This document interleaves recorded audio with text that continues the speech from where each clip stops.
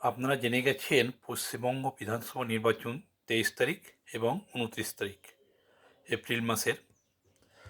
কিন্তু এই সময় পিপি পোলিং পার্সোনালদের ট্রেনিং হয়। তো এটা হচ্ছে পোলিং পার্সোনালদের ট্রেনিংয়ের চিঠি। বর্তমানে আজকে 27 তারিখ পোলিং পার্সোনাল ট্রেনিংয়ে শুরু হয়েছে, 27, 28, 29 এবং অনেক জায়গায় 24-25ও হয়েছে। 26 তারিখ গতকাল কোনো ট্রেনিং ছিল না কোথাও রামনবমীর জন্য। তো এই ট্রেনিংয়ে আপনাকে কি দেবে? আপনাকে অ্যাপয়েন্টমেন্ট লেটার দেবে।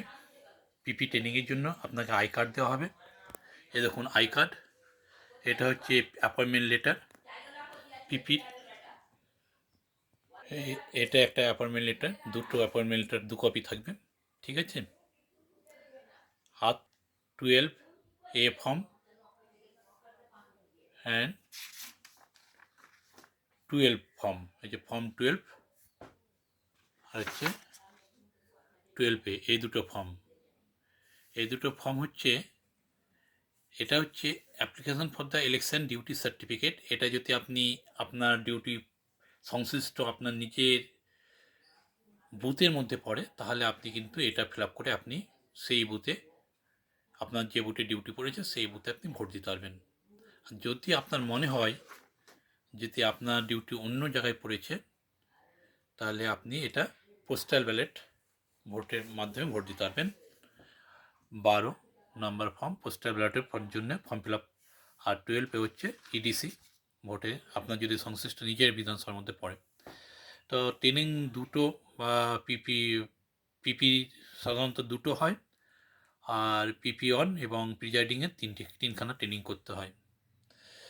তো 3খানা ট্রেনিং করতে হয়, কাউকে 2খানা। আজকে প্রথম ট্রেনিং শুরু হচ্ছে। প্রথম ট্রেনিংয়ে আপনি জানতে পারবেন না আপনার কোন বিধানসভার মধ্যে ইলেকশন ডিউটি পড়েছে, কিন্তু দ্বিতীয় ডিউটি ট্রেনিং যখন হবে, তখন আপনি এই দুটো বা 12A এবং 12 ফর্মের কাজ, তখন আপনি জানতে পারবেন আপনার ডিউটি কোন বিধানসভার মধ্যে পড়েছে। যদি সংশ্লিষ্ট বিধানসভার মধ্যে পড়ে যায়, তাহলে 12A ফিল আপ করবেন। আর যদি নিচে বাইরে আপনার সংশ্লিষ্ট বিধানসভার বাইরে পড়ে যায়, তাহলে আপনাকে 12 ফর্ম ফিল আপ করতে হবে এবং পোস্টাল ব্যালটের মধ্যে ভোট দিতে হবে। আর যদি সংশ্লিষ্ট বুথের নিজের বুথের মধ্যে আপনি যে বুথে বাসিন্দা, সেই বুথেই যদি আপনার ডিউটি পড়ে যায়, তাহলে আপনি 12-এ ফর্ম ফিল আপ করবেন।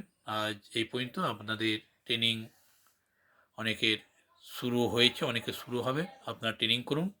এটা ফার্স্ট ট্রেনিংয়ে আপনার ডিউটি কোথায় পড়বে সেটা আপনি বুঝতে পারবেন না, কিন্তু আপনি